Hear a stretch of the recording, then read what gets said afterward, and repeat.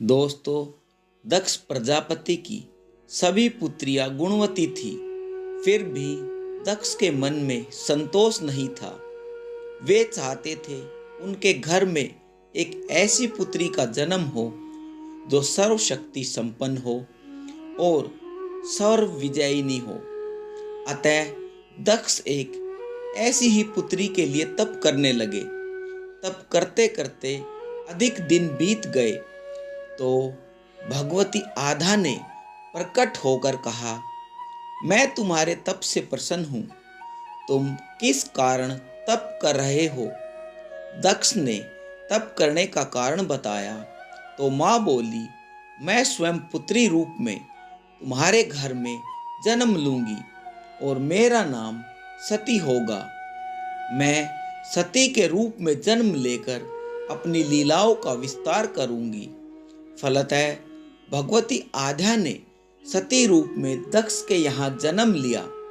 सती दक्ष की सभी पुत्रियों में सबसे अलौकिक थी। सती ने बाल्यावस्था में ही कई ऐसे अलौकिक और आश्चर्यचकित कार्य कर दिखाए जिन्हें देखकर स्वयं दक्ष को भी विस्मयता होती रहती थी। जब सती विवाह योग्य हो गई तो दक्ष को उनके लिए वर की चिंता होने लगी। उन्होंने ब्रह्मा जी से इस विषय में परामर्श किया। ब्रह्मा जी ने कहा, सती आद्या की अवतार है। आद्या आदि शक्ति और शिव आदि पुरुष है। अतः सती के विवाह के लिए शिव ही योग्य और उचित वर है।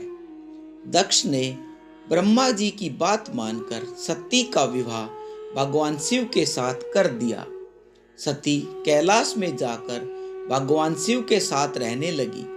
भगवान शिव दक्ष के दामाद थे, किंतु किसी वजह से दक्ष के हृदय में भगवान शिव के प्रति बैर और विरोध भाव पैदा हो गया।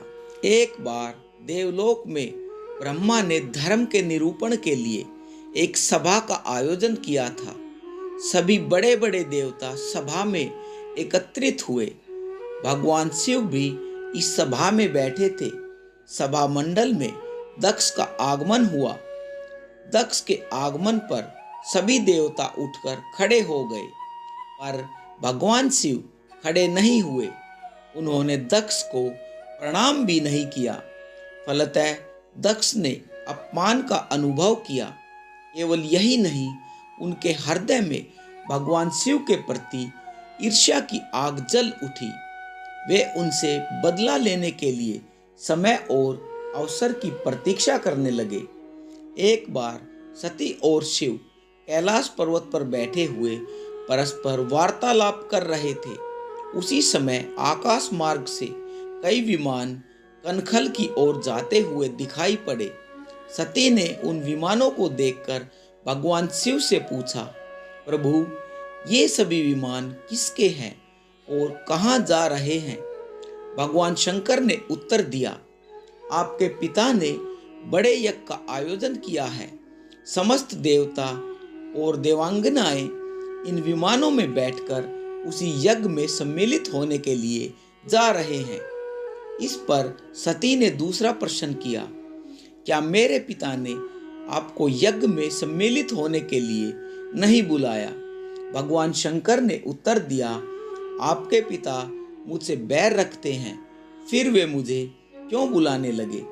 सती मन ही मन सोचने लगी और बोली, यज्ञ के इस अवसर पर अवश्य मेरी सभी बहनें आएंगी।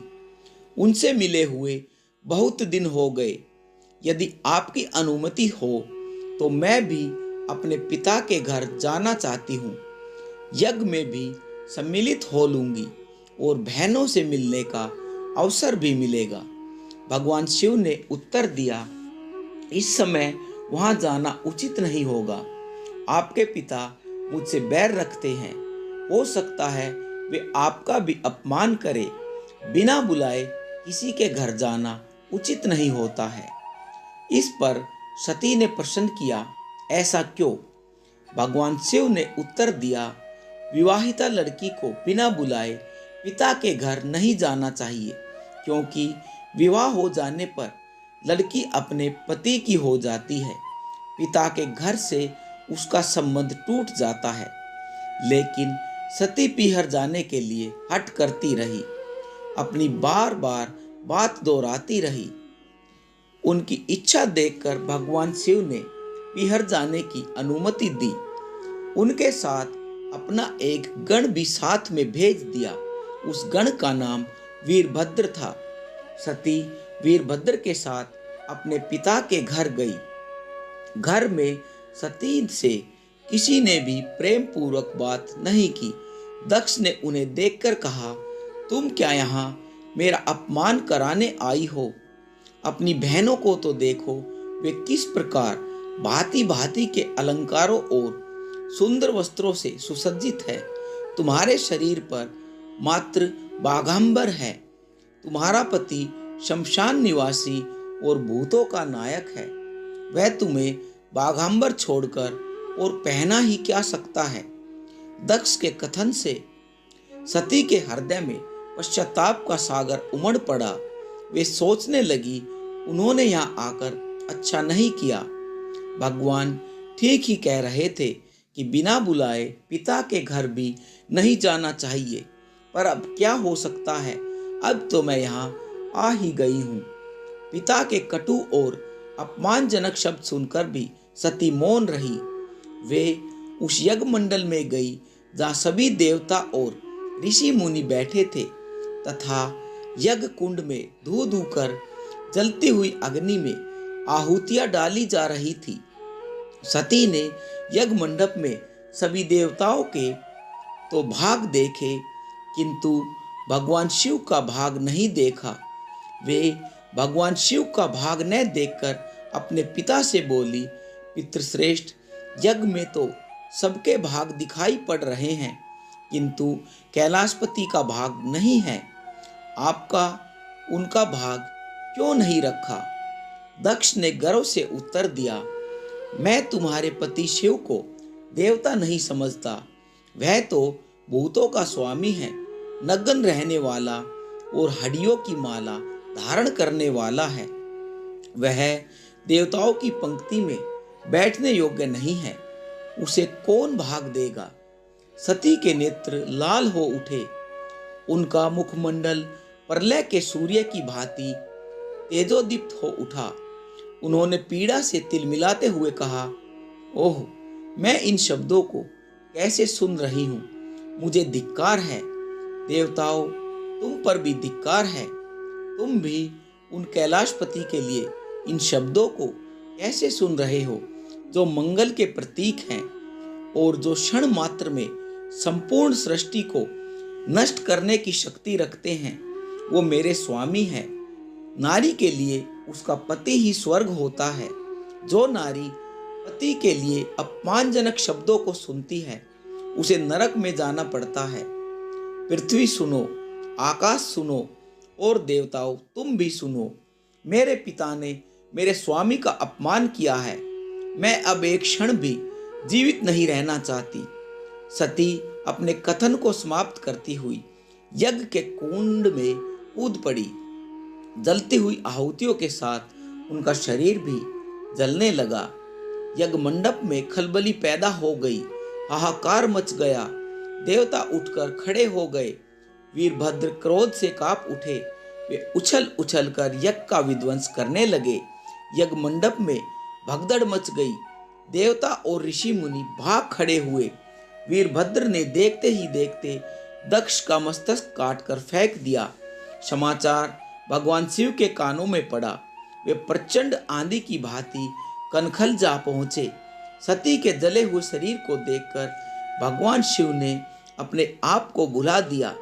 सती के प्रेम और उनकी भक्ति ने शंकर के मन को व्याकुल कर दिया। उन शंकर के मन को व्याकुल कर दिया जिन्होंने काम पर विजय प्राप्त की थी और जो सारी सृष्टि को नष्ट करने की क्षमता रखते थे। वे सती के प्रेम में खो गए और बेसुध हो गए। भगवान शिव ने उन्मत्त की भांति सती के जले हुए शरीर को कंधे पर रख लिया। वे सभी दिशाओं में भ्रमण करने लगे। शिव और सती के इस अलौकिक प्रेम को देखकर पृथ्वी रुक गई, हवा रुक गई, जल का प्रवाह ठहर गया और रुक गई देवताओं की सांसें। सृष्टि व्याकुल हो उठी। सृष्टि के प्राणी पुकारने लगे, त्राहिमाम त्राहिमाम। भयानक संकट उपस्थित देखकर सृष्टि के पालक भगवान विष्णु आगे बढ़े। वे भगवान शिव की बेसुधी में अपने चक्र से सती के एक एक अंग को काटकर गिराने लगे। धरती पर 51 स्थानों में सती के अंग कट कट कर गिरे। जब सती के सारे अंग कट कट कर गिर गए तो भगवान शिव पुनः अपने आप में आए। जब वे अपने आप में आए तो पुनः सृष्टि के सारे कार्य चलने लगे। धरती पर जिन 51 स्थानों में सती के अंग कट कट कर गिरे थे, वे स्थान आज शक्तिपीठ माने जाते हैं। आज भी उन स्थानों में सती का पूजन होता है, उपासना होती है। धन्य था शिव और सती का प्रेम। शिव और सती के प्रेम ने उन्हें अमर और वंदनीय बना दिया।